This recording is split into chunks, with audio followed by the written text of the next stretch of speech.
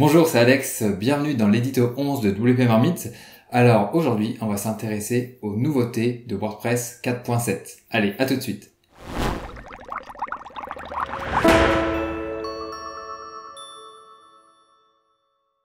Alors, comme vous pouvez le voir, cet édito est un petit peu plus artisanal, donc je changeais un petit peu de décor pour déjà, d'une part, m'entraîner un petit peu plus à l'oral, pour que le flow vienne un petit peu mieux, et d'autre part parce que mon monteur est occupé actuellement, il est en train de s'occuper d'une formation que j'ai créée qui s'appelle Sauvegarder WordPress et dormez tranquille, donc qui expliquera comment bien sauvegarder WordPress, quelle extension choisir, et surtout comment restaurer un site sans encombre. Donc voilà, il est pas mal occupé, il y a 13 vidéos à monter, donc je m'occupe de l'édito pour cette fois, puis on verra comment ça se passe pour l'édito 12. Donc, je vous propose de commencer tout de suite par voir quelles sont les nouveautés de WordPress 4.7. Alors là, c'est vrai qu'il y a un petit peu plus de nouveautés que la dernière fois, que pour la 4.6, c'est d'ailleurs pour ça que j'ai pas fait de vidéo la dernière fois. Donc, je vais vous emmener sur une installation WordPress qui utilise la dernière version. Donc la première des nouveautés, c'est le nouveau thème 2017. Donc comme vous pouvez le voir, ils ont mis un joli petit pot de fleurs sur l'image, sur la miniature. Donc on va regarder à quoi ça ressemble dans le menu personnalisé. Donc là, on a une grande image en plein écran et après on peut descendre. Donc voilà, on est toujours sur un format blog, mais ça change un petit peu de ce qu'on a pu voir par le passé dans les thèmes par défaut.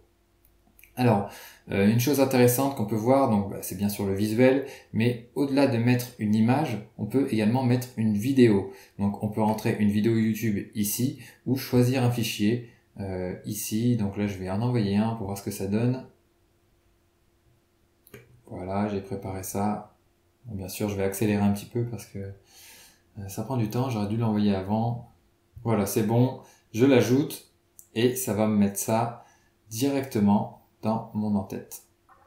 Ok, peut-être qu'il faut sauvegarder. Ça l'a pas mis direct. Je vais actualiser. Voilà. Donc voilà, j'ai bien mon en-tête vidéo qui s'affiche dans mon thème. Alors, autre nouveauté qu'on peut voir, c'est la présence du champ CSS additionnel. Donc bien sûr, ça sera traduit lors de la sortie officielle. Donc là, on peut rentrer son code CSS et faire ses modifs directement. Donc ça, c'est vraiment pas mal parce que ça permet d'éviter d'aller faire ça dans le thème, enfin dans les options du thème. Dans les thèmes premium, on voit ça beaucoup.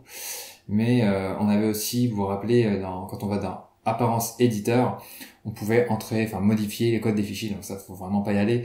Mais du coup, cette petite option est vraiment pratique quand on veut faire quelques petites modifs et que l'on ne sait pas forcément créer de thème enfant et faire des modifs.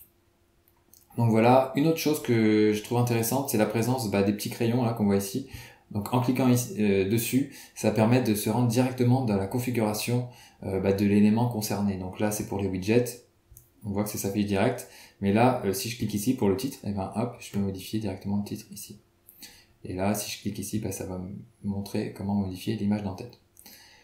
Voilà, donc ça c'est bon pour les thèmes. Une autre nouveauté qu'on peut voir, qui sera vraiment très visible, c'est la modification de l'éditeur visuel. Donc, alors si vous vous rappelez bien le champ ici pour modifier le type de texte, donc le paragraphe, le titre, ça passe juste au-dessus. Il y a aussi des boutons qui disparaissent, comme le bouton souligner et le bouton justifier. C'est vrai que ça sert pas à grand chose, et au niveau de la lisibilité, ça vient plus se poser des problèmes qu'autre chose, donc c'était pas plus mal que ça soit supprimé.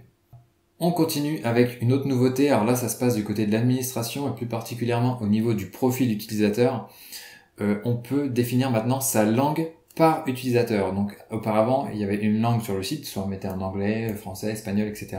Maintenant, chaque utilisateur va pouvoir définir la langue par défaut de son site. Donc là, par défaut, c'est le français. Mais si je veux le mettre en anglais, j'aurai toute mon administration en anglais. Et s'il y a d'autres utilisateurs en français, ils l'auront en français. Chacun fait ça à sa sauce, quoi. Autre chose intéressante, c'est la prévisualisation des PDF au niveau de la bibliothèque de médias.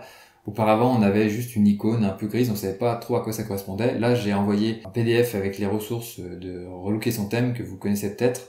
Et donc là, on peut effectivement avoir un aperçu. Donc ça, c'est sympa. Autre nouveauté, alors là, c'est plus petite nouveauté, on va dire plus destinée aux développeurs. C'est la possibilité d'ajouter des actions groupées personnalisées. Donc là, il n'y a rien du tout qui est fait, mais on peut imaginer pas mal de choses au niveau de cet élément. Quelques autres petites choses aussi qui ont été ajoutées, c'est la deuxième partie de l'intégration de l'API REST. Donc là, ça permet de faire des choses, de faire communiquer WordPress avec d'autres applications. Donc là, ça se passe sous le capot, ça intéressera plus les développeurs, mais c'est vraiment une belle avancée pour WordPress. Ah oui, et aussi quelque chose qui va vraiment intéresser les développeurs, c'est la possibilité de créer des modèles d'articles. Un peu comme on a des modèles de pages personnalisés, et bien là on pourra avoir des modèles d'articles personnalisés et aussi des modèles de portfolio, des modèles de produits, etc. On peut vraiment avoir personnalisé n'importe quel élément, n'importe quel type de contenu individuellement grâce à ces modèles de pages. Donc ça c'est vraiment aussi une belle avancée. Voilà, donc merci d'avoir regardé cet édito, donc comme je le disais, un petit peu plus artisanal, mais j'espère que ça ne vous aura pas trop choqué, et j'attends de vos retours pour me dire ce que vous en avez pensé, et puis peut-être que je recommencerai comme ça le mois prochain, si ça vous va. Allez, bonne continuation avec WordPress, et puis dites-moi ce que vous pensez de ces améliorations, et à très vite, ciao!